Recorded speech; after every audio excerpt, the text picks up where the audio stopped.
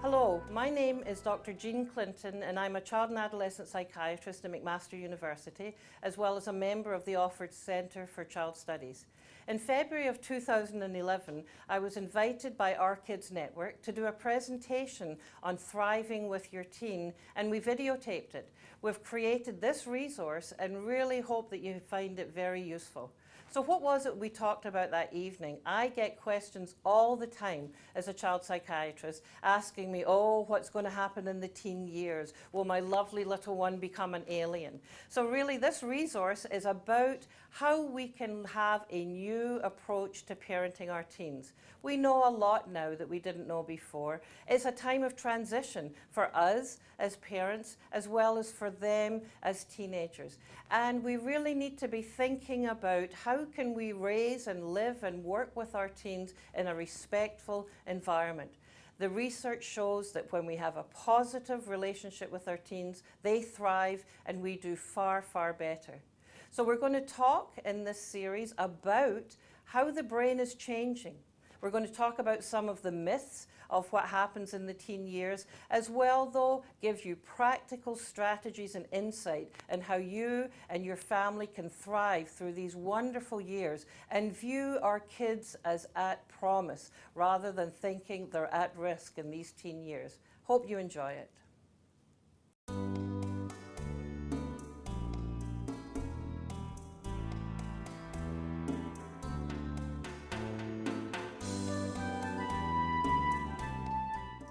What is happening in the teen years is lots of change in what kids are focusing on and what's important to them.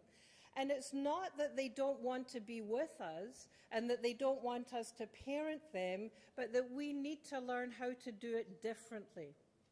Many parents talk to me as a child psychiatrist of how they used to feel very useful when their kids were little, but they feel less useful as their kids become teenagers. And parents say to me, oh my God, if they're like this when they're 10 and 11, what are they going to be like when they're 14, 15? Well, what you need to know is there's bigger changes happening at 10 and 11 in terms of your relationship and how you deal with it, and it doesn't get worse. It doesn't get worse. So let's think about thriving with your teen. And I'm a medical doctor, so I have to give you a disclaimer if I'm being sponsored by any big drug company or something that I'm trying to sell you drugs. But these are my sponsors. You heard from Elena that I have 5 great kids, and I do have 5. One of our friends, Elena and I's friends, introduced me in Newfoundland, and she said, you know, Jean talks about her 5 great kids. Now, we don't know if she maybe has a couple of others that aren't so great. So these are the only children that I have, same husband as of when I left this afternoon, and he hasn't texted me otherwise so far. So I bring my guys so that you know, you heard all that stuff that I'm too busy doing stuff, and I've got a very, very messy house, you need to know. I do all of that other stuff, but this is my #1 job, is being a mum to my five kids. They're aged from 26 to 16. And my mantra as a parent that I hope you'll consider yourselves is progress, not perfection.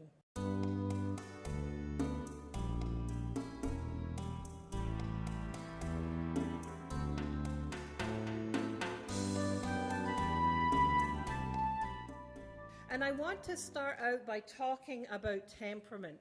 And people have heard me before, but you know, the issue of temperament is one when you ask and you look at how kids come out differently. They come out and interact with the world very, very differently, right from the very moment that they're born. And in medical school, I didn't learn about that. And I talked to lots of teachers, and they don't learn about that. And other doctors and other specialties don't learn about temperament. But it is so, so very important. So this was, that used to be the Greeks knew all about temperament, you know, that they had that people had different humors.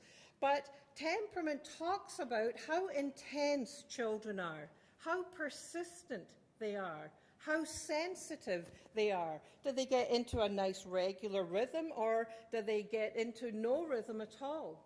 Now, we didn't need to know about temperament when our oldest, Andrew, was born 26 years ago. He was an easy baby. I remember my sister-in-law asking me, what do you do when Andrew cries? And I said, well, you know what, he doesn't really cry.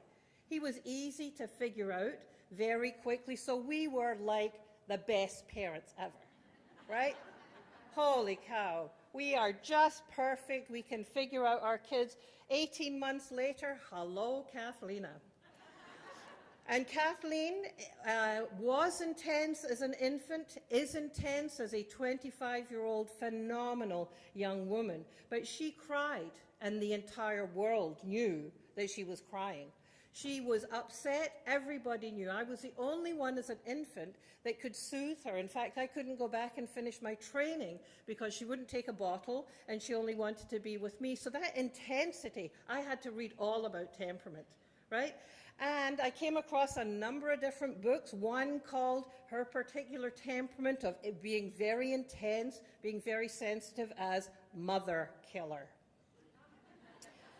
So I figured I had to keep on reading. So that was Stanley Turecki, who is a developmental pediatrician, and he used to tell parents who came in with these babies who were hard to soothe, who didn't like the feel of things, who couldn't get into a nice rhythm. He thought that it was all about those mothers, right?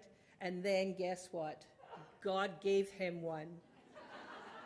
And he realized, boy, oh boy, there are temperamental differences. And so a very longitudinal study was started in the 1950s, and the researchers realized, wow, kids come out into the world differently. There are some who are easy, who get into a nice rhythm, they're not too intense. There are others who come out who feel things big. They're persistent. Mom, are we going to McDonald's now? You said we were going. Why aren't we going? Mom, it's nearly time. You said we were going. Where's the cookies? Right? So they go on and on and on and on and on. Now, you may think they're trying to drive you crazy, but they're not. They're persistent. Think about that in their career in law, right? So we kept searching. We kept searching, and we found the book, Raising Your Spirited Child. And if any of you have children who are more excitable, who are more sad, who are more gleeful when things are going well, who are sensitive. It was Kathlina who taught me all about the sensitivity of kids to tags, to those little rows on socks, to how tight Velcro needs to be. So we need to be aware of our kids' temperament. Because in this room here, if we were doing a workshop just on temperament, which is worth doing, we would find that when we asked people who's intense, we'd have people over here who were intense, people over here who weren't intense. If I were to ask people here, how many of you are bothered by the lighting in this room, half of you will put up your hand, and the other half will go, what lighting? So our sensitivity, our persistence, how many of us are easygoing, go with the flow. What we find is that there is a very big range in temperament characteristics, but the challenge is when your temperament and your child's temperament clash. So if you are very, very intense and you have a very intense child, like my Kathlina, it means that there are times when you need the non-intense dad to step in between. Catch my drift? So when we're talking about parenting our teens, we really have to be looking at our own characteristics. Are we intense? Are we persistent? You know, if you're a really persistent anal person, you're going to have trouble with the teen years. Because the teen brain is under construction. They used to be great at planning, but the planning area is getting readjusted in the teen years, so they suck at it. They leave stuff at school they need at home, and they leave stuff at home they need at school. Their brain is under construction. So if you are a very organized, things go like this to this to this, it's going to be a bit more of a challenge for you when your teens are kind of lost in space, as some people call it. So think about temperament and think about extrovert, introvert, because what the science is showing us is that the kids who are more extroverted, who need more of that buzz and that bump up to enjoy things, the teen years can be a bit more challenging than for the quieter ones. Just a message. It's not a pure science that if you do have one of those little wonder extroverts, that you're in for trouble. No, the realization that they're an extrovert means that you have to be talking to them about some of the stuff we're about to go into. So keep in mind, under construction is what the teen brain is.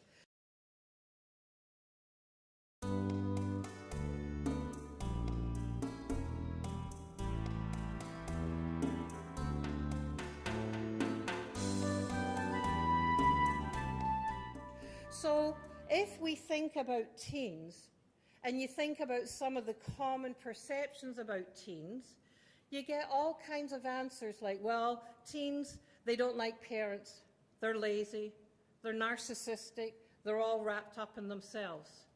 And if you have that kind of language, it creates a kind of expectation about what kids' behavior is going to be like.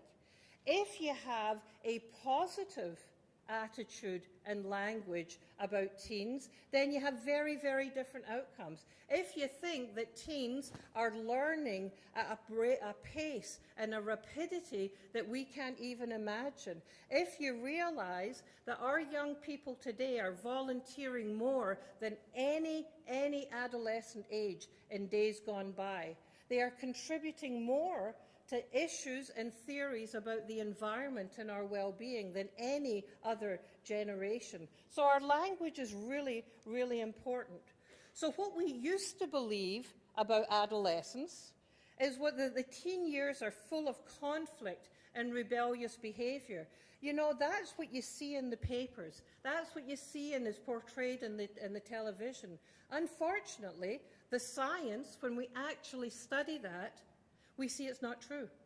That the majority of our young people are doing very, very well. They are not into crime and drugs. In fact, teen crime is on the way down. Did you know that? It's on the way down. The youth who are involved in criminal acts is between 2 and 8%. 2 to 8%, depending on your postal code. But do you think that's the message that we're getting from the media in terms of how teens are doing? Not at all. So if language is so important and powerful, and the language is painting teens with this negative brush, is it any surprise that we think that the teen years are full of conflict and rebellious behavior? Also, a thing that we used to see was that peers are more influential than parents. Again, not true. What we know is that biologically, praise the Lord, teens want to hang out with their peers. If teens didn't want to hang out with their peers, we would have never reproduced enough to be here today. Right? So kids are biologically programmed to want to be with other kids, now that they can reproduce with, but that's not really what I'm talking about. But you know, anthropologically, but they have a drive to be with kids their same age. It doesn't mean that they don't like us as parents, or that they like us less, or they love us less. They love us just as much. In fact, they're opening their hearts to have more love come in, baby.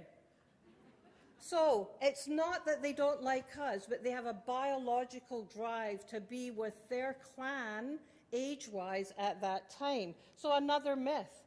Parents need to crack down or give up in order to survive. Absolutely not true. And I'm going to show you that throughout my talk you're going to hear about the importance of positive relationships, about respectful relationships. And there is no need to crack down on the behavior of our kids. No need whatsoever if you are building in your family a relationship of respect and of trust. So you don't need to crack down and you don't need to give up. But I'm going to tell you that, unfortunately, the science is showing us that this is a category that many parents go into, that they do come down, my way or the highway, do it or else. Or they just say, you know what, they're old enough to make their own decisions, and off they go. Both of them lead to very, very troubling behaviours in kids. So what we now know from studies and science looking at teens is that problem behaviour, family conflict, and psychological problems are no more common in adolescence than in any other time.